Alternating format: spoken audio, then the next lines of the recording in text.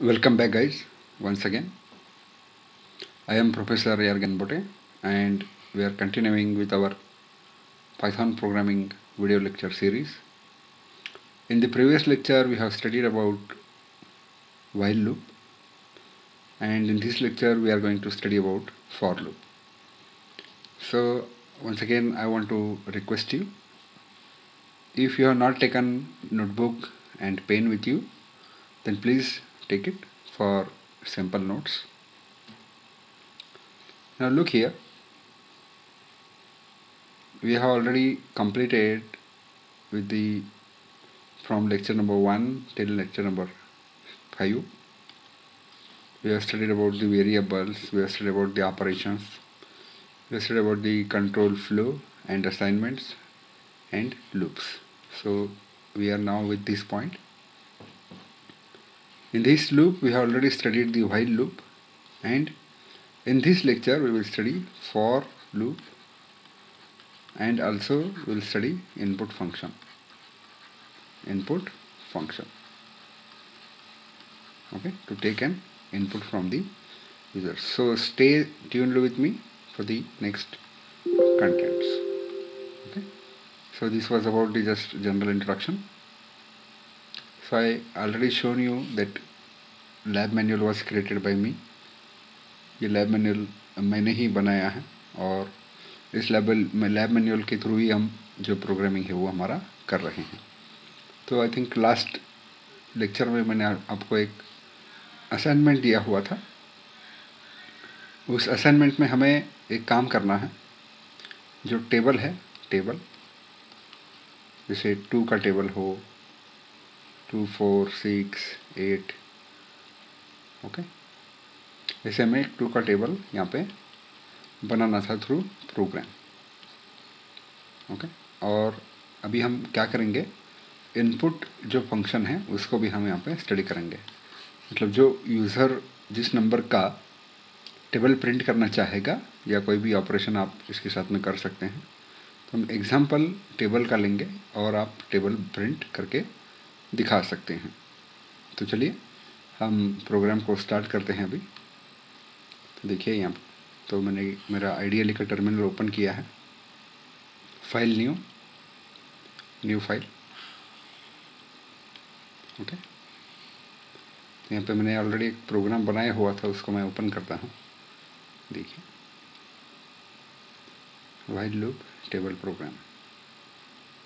Okay, तो पहले हमें इनपुट फंक्शन को स्टडी करना होगा कि इसका सिंटैक्स क्या है और इसको कैसे हमें ट्रीट करना है. ओके, तो मैं यहाँ पे पेंट में आपको सिखा देता हूँ कि इनपुट फंक्शन को कैसे हमें यूज़ करना है. देखिए, अगर हम इनपुट ले रहे हैं तो हम क्या क्या इनपुट ले सकते हैं. हम ले सकते हैं नंबर, हम ले सकते हैं स्ट्रिंग. ओके, तो नंबर में भी इंटीजर नंबर आ सकता है, या फ्लोट आ सकता है, या डबल आ सकता है. तो हमें सिंपली यहाँ पे जो फंक्शन है वो कैसे इस्तेमाल करना है. ये इनपुट नाम का फंक्शन होगा. ओके, इनपुट ब्रैकेट ओपन करनी है और हमें यहाँ पे एक मैसेज देना है कि एंटर समथिंग. Okay, something. तो ये समथिंग क्या हो सकता है. ये हो सकता है एज, या फिर हो सकता है फर्स्ट नेम, और एनीथिंग. ओके, या मार्क्स हो सकते हैं, परसेंटेज हो सकते हैं, जो कुछ भी है. तो इसको डबल क्लिक करके हमें सिंपली ब्रैकेट कोट कर देना है, और इसके पीछे में हमें इज इक्वल टू लिखना है और वेरिएबल का नाम लेना है. For example as. ओके, तो भी बाय डिफ़ॉल्ट ये जो एज जो जा रहा है वो एज अ कैरेक्टर जा रहा है. ओके, एज अ कैरेक्टर जा रहा है. हमें क्या करना होगा, इसको इंटीजर में कन्वर्ट करना होगा. ओके, इंटीजर में कन्वर्ट करना होगा. जो भी इंटीजर है या फ्लोट है उसको हम डाटा टाइप में कन्वर्ट कर सकते हैं. तो उसके लिए क्या कोड करना होगा, कैसे हमें प्रोग्राम करना होगा. यहाँ पे देखिए, मान लीजिए कि हमारे पास एक एज नाम का वेरिएबल है. एज इक्वल टू, हम यहाँ पे लिख देंगे इंट और ब्रैकेट ओपन करेंगे, ब्रैकेट के बाद में हम लिखेंगे इनपुट, वापस एक ब्रैकेट ओपन करेंगे, डबल कोट करेंगे, एंटर एज, फिर डबल कोट कंप्लीट हो जाएगा, फिर ये ब्रैकेट कंप्लीट हो जाएगा। ये जो ब्रैकेट है वो इसका है और इसके बाद में हमें इसका एक ब्रैकेट कंप्लीट करना होगा। ओके, इस तरह से ये इसका ब्रैकेट है और ये इसका ब्रैकेट है। तो उसके बाद में आप सिंपली प्रिंट लिख सकते हैं, print your age is equal to, जो भी हमारा वेरिएबल है वो यहाँ पे आ जाएगा। ओके, तो चलिए इस प्रोग्राम को हम अभी करके देखते हैं हमारे टर्मिनल में, या जो हमारा आइडियली है उस पर हम करके देखते हैं। ओके, तो मैं यहाँ पे एक न्यू प्रोग्राम पहले क्रिएट कर लेता हूँ इनपुट सिखाने के लिए। यहाँ पे देखिए, यहाँ पे मैं लिख देता हूँ age is equal to int, bracket में हम लिखेंगे input, input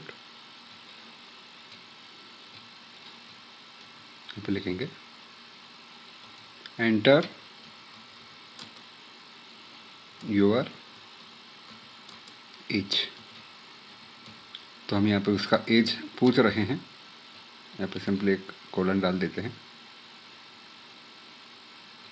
double coat complete कर देते हैं और ब्रैकेट कर देते हैं, और ये दूसरी ब्रैकेट भी हम कंप्लीट कर देते हैं। तो ये सिंपल लाइन का एक कोड है। अभी हम इसको प्रिंट करते हैं, प्रिंट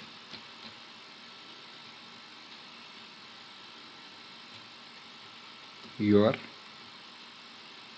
आर, फिर डबल कोट कंप्लीट करते हैं, कॉमा करते हैं, लिखते हैं एज, कॉमा करते हैं, वापस डबल कोट ओपन करते हैं, ईयर्स ओल्ड। ओके, तो सिंपल तरीके से मैंने आपको बताया है यहाँ पे। अभी ये प्रोग्राम तो हो गया है, अभी इसको हमें सेव करना होगा, सेव, इसको मैं नाम देता हूँ test input. Okay, test input, और इसको मैं सेव करता हूँ। तो ये सेव हो गया है, अभी इसको हम रन करके देखते हैं। तो यहाँ पे अनटर्मिनेटेड स्ट्रिंग लिटरल आ गया है एट द लाइन 2। यहाँ पे हमें एक कोटेशन देना हम भूल गए थे, इसको हम डबल कोट करते हैं और वापस इसको सेव करते हैं, और अभी इसको हम रन करते हैं। तो देखिए अभी ये प्रोग्राम रन हो गया है। अभी ये पूछ रहा है हमें एंटर योर एज। दोनों प्रोग्राम को मैं साइड बाय साइड रख देता हूँ, ये प्रोग्राम है और ये इसका आउटपुट है। तो इसको देखिए, मैं इसको यहाँ पे मैं मेरा एज डाल देता हूँ 34, एंटर। तो यहाँ पे जो प्रिंट हुआ है यू आर 34 ईयर्स ओल्ड। तो आप किस तरीके से इनपुट ले सकते हैं, तो सिंपली कैसे इनपुट लेना है आपको समझा दिया है। अगर आपको नहीं समझा है तो आप वापस एक बार इस वीडियो को देख सकते हैं, रिपीट कर सकते हैं। तो देखिए सिंपली वापस एक बार मैं रिवाइज करता हूँ। जो भी वेरिएबल है वो लेफ्ट साइड में आएगा, left side is equal to आएगा, और जो भी आपका डाटा टाइप रहेगा, अगर डाटा टाइप नहीं लेते हैं, खाली इनपुट लिख देते हैं, तो वो बाय डिफ़ॉल्ट स्ट्रिंग में चला जाएगा। लेकिन आपको फ्लोट में चाहिए तो आप यहाँ पे फ्लोट लिख सकते हैं, डबल में चाहिए तो डबल लिख सकते हैं, लॉन्ग में चाहिए तो लॉन्ग लिख सकते हैं, इंट में चाहिए तो इंट भी लिख सकते हैं, जो इंट का मैंने आपको करके दिखाया है। अभी जो मेन मुद्दा है हमारे इस लेक्चर का, उसके ऊपर हम आते हैं, वो है टेबल प्रिंट करना। ओके, तो टेबल का जो प्रोग्राम है मैंने ऑलरेडी बना दिया था यहाँ पे। ये देखिए इस प्रोग्राम में मैंने किया क्या है, x equal to int input hi please enter which table you want. तो आपको कौन सा टेबल चाहिए यहाँ पे मैंने पूछा है।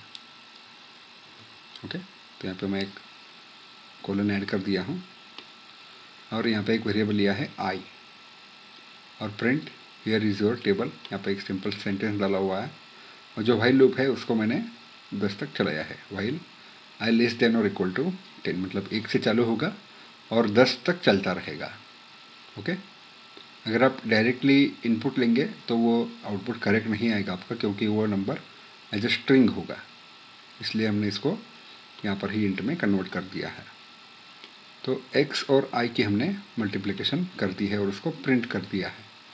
तो जो x होगा जो यूज़र ने एंटर किया है, तो इसका एक्चुअल में इंटरप्रिटेशन कैसे आएगा देखिए। यहाँ पर इस साइड में मैं आपको समझाने की कोशिश करता हूँ प्रोग्राम को।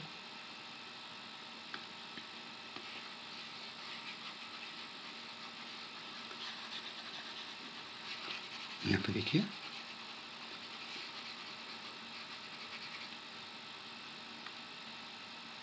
हमने लिया है i इक्वल टू 1।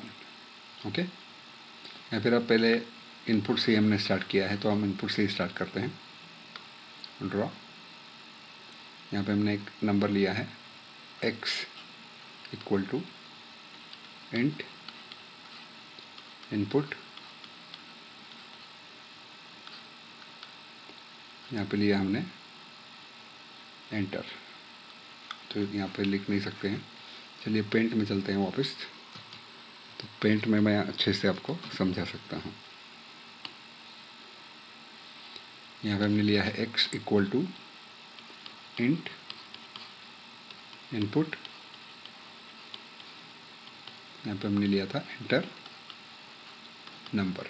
तो कौन से नंबर का हमें टेबल चाहिए। उसके बाद में हमने लिया है व्हाइल लूप, व्हाइल यहाँ पे एक वेरिएबल लिया है i इक्वल टू 1 और हमें इसको i लेस देन और इक्वल टू 10 तक चलाना है। ये कोलन लिख दिया है यहाँ पे और यहाँ पे सिंपली मल्टीप्लिकेशन कर देनी है इसकी i की और x की। ओके, तो फर्स्ट टाइम में जो i होगा वो 1 होगा। यहाँ पे मैं i की वैल्यू लिख देता हूँ, यहाँ पे x की वैल्यू लिख देता हूँ। तो हम इसको ट्रेस कर सकते हैं कैसे, देखिए।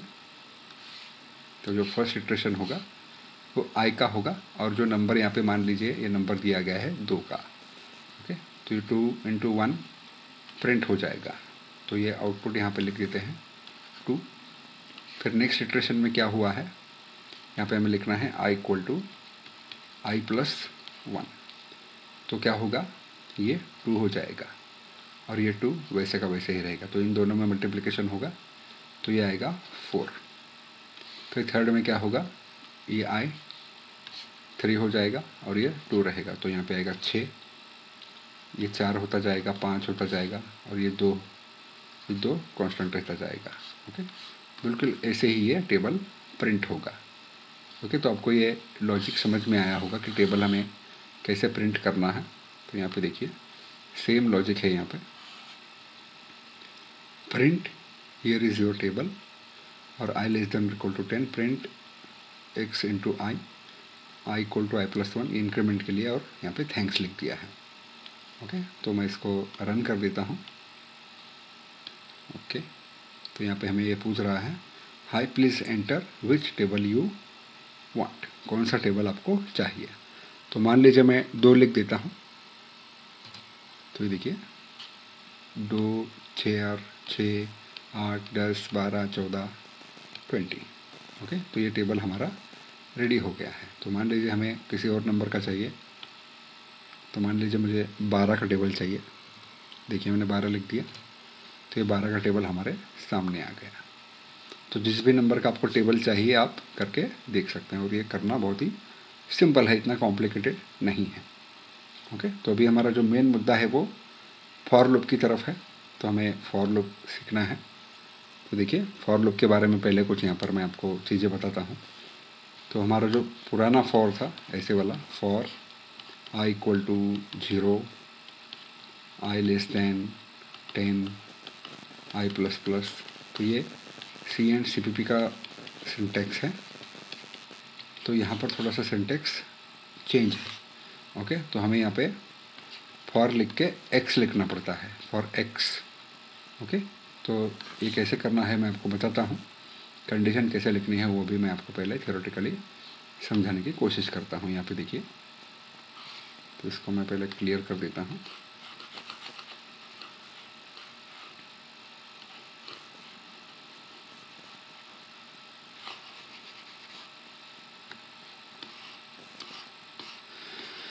ओके, ये पढ़ी किया है सॉरी। तो देखिए, ये पाइथन फॉर लूप्स हैं। For loop is used for iterating over a sequence. तो जनरली ये लिस्ट के लिए, टपल के लिए, डिक्शनरी के लिए, स्ट्रिंग के लिए और सेट के लिए यूज़ होता है। तो बाकी नंबर वगैरह जो हैं हम उसके लिए व्हाइल का इस्तेमाल कर सकते हैं, और जो टपल्स है, लिस्ट है, उसके लिए हम फॉर का इस्तेमाल कर सकते हैं।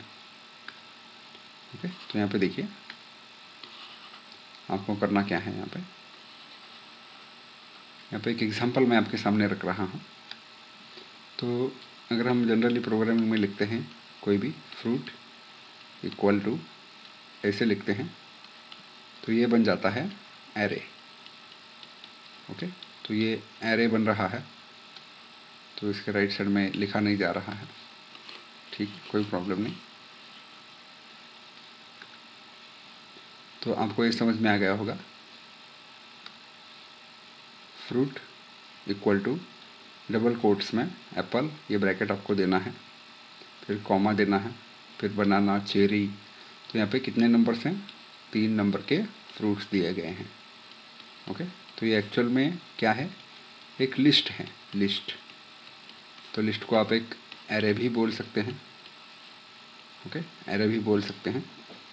तो यहाँ पे जो फॉर लूप यूज़ किया गया है वो सिंपली ऐसे यूज़ किया गया, for x, okay, in fruits. तो ये एक्स जो है ये एक इनबिल्ट वेरिएबल है, इनबिल्ट वेरिएबल जो क्या करेगा, ये जो एरे है या लिस्ट है हमारी, उसमें टोटल कितने वैल्यूज़ हैं वो चेक करेगा।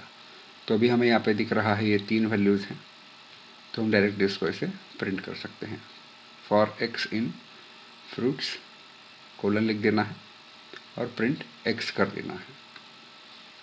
सिंपल है, 1-2-4 बार आपकी प्रैक्टिस हो जाने के बाद आप इसको कर सकते हैं। अभी इसको हम रन करके देखते हैं। चलिए, बहुत ही मज़ेदार है ये पाइथन, जो प्रीवियस पुरानी प्रोग्रामिंग लैंग्वेज से उसके जैसा ये बिल्कुल भी नहीं है। तो हम आइडियली वापस स्टार्ट करते हैं। आइडियली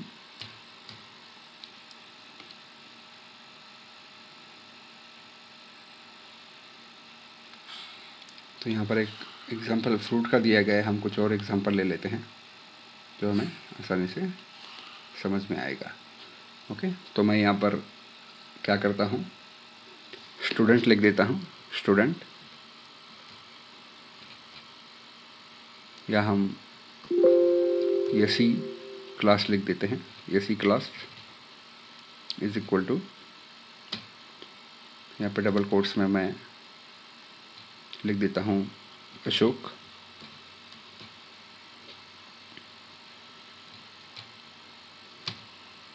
फिर कॉमा कर देते हैं, कोई और नाम लिख देते हैं, यहाँ पे लिख देते हैं मुग्धा।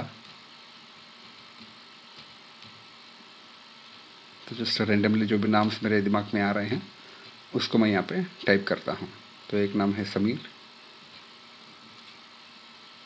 तो ये 3 हमने यहाँ पे सेव कर दिया है। तो ऐसी क्लास नाम की एक लिस्ट हमने क्रिएट कर दी है, और यहाँ पे हमें लिखना है for x, okay, in AC class. Okay, तो जो भी वेरिएबल ऊपर दिया गया है उसको हमें यूज़ करना है और कोलन दे देना है, और यहाँ पे हमें प्रिंट एक्स लिख देना है, एक्स। ओके, तो ये फॉर लूप का हमारा प्रोग्राम रेडी है। Save, for loop. तो हम इसको सेव कर देते हैं और इसको हम रन करके देखते हैं। ये देखिए, अशोक, मुग्धा और समीर, ये 3 नाम आ गए हैं। तो किसी के मन में ऐसा भी सवाल होगा, क्या हम इसको आई कर देते हैं तो चलेगा क्या? ओके, तो देखते हैं। तो यहाँ पर भी हमें इसको चेंज करना होगा। इसको हम सेव कर देते हैं। ये देखिए, तो ये भी रन हो रहा है। तो ऐसा ज़रूरी नहीं है एक सी होना चाहिए, तो कोई भी वेरिएबल हो तो चल सकता है। ओके, तो ये आई जो है या एक्स जो है वो एज ए इंडेक्स इसको चेक करता रहेगा इस लिस्ट को। ओके, तो आई हर एक आई के लिए, मतलब हर एक रिकॉर्ड के लिए ये प्रिंट करता जाएगा। तो आप इसको करके देख सकते हैं अलग अलग एग्जांपल के साथ में। तो यहाँ पे वापस एक अलग एग्जांपल है, फॉर एक्स इन बनाना। मान लीजिए तो एक ही स्ट्रिंग आपके पास में है। ओके, तो एक ही स्ट्रिंग का भी मैं आपको यहाँ पे करके दिखाता हूँ। तो मान लीजिए इसमें इसको मैं कट कर देता हूँ और खाली समीर लिख देता हूँ डबल कोट्स में। तो ये इस तरीके से आउटपुट दिखेगा। ओके, चलिए इसको वापस रन करते हैं। ये देखिए समीर, तो एक एक कैरेक्टर ये प्रिंट कर रहा है। तो बिल्कुल इसी तरीके से आप इसको यूज कर सकते हैं। अभी फॉर लूप कैसे इस्तेमाल करना है वो भी आपको समझ में आ गया है। ओके, तो एक फंक्शन भी है रेंज फंक्शन। तो रेंज फंक्शन एक ऐसा फंक्शन है जो स्टार्टिंग और एंडिंग का या ओनली एंडिंग तक हम इसको यूज़ कर सकते हैं। तो नेक्स्ट लेक्चर में हम एंड या रेंज फंक्शन जो है हमारा फॉर लूप में जो इस्तेमाल होता है, तो उसको हमें कैसे यूज करना है वो हम नेक्स्ट लेक्चर में देखते हैं। तब तक के लिए थैंक यू वेरी मच।